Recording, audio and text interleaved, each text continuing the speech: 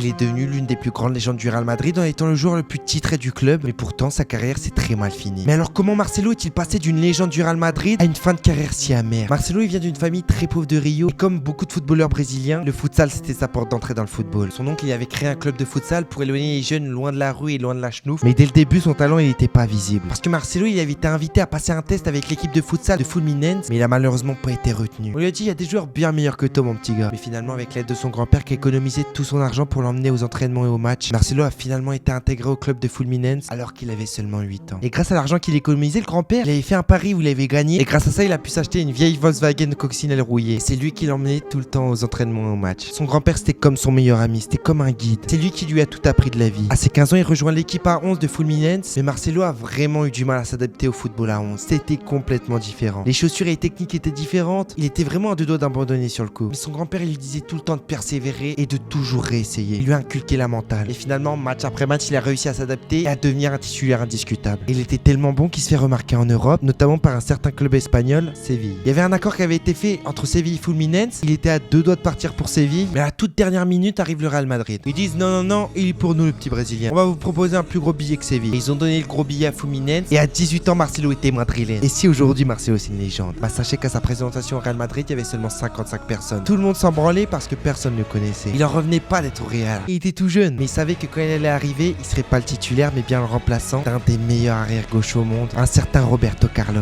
À un moment, le Real Madrid envisage de le prêter parce qu'il a vraiment du mal à s'imposer. Il est encore jeune, il manque d'expérience. Mais Marcelo il refuse, il dit t'inquiète pas le Real, je vais rester, je vais m'imposer. Vous allez voir. Et bien sûr qu'il finit par s'imposer parce qu'il devient l'un des titulaires indiscutables et sur la durée. En termes de club, il n'y a pas débat, Marcelo a une bien meilleure carrière que Roberto Carlos. Mais au niveau international, c'était pas foufou parce que la concurrence à son poste est vraiment féroce tout le temps. C'était pas aussi facile qu'en équipe de France. Après cette saison magnifique avec le Real Madrid, il décide de terminer sa carrière en revenant en source à Fluminense, et il s'était embrouillé fort avec son coach et ça avait fait le buzz dans le monde entier. Et comme Ronaldo avait découvert avec Manchester United, revenir parfois c'est pas la bonne idée.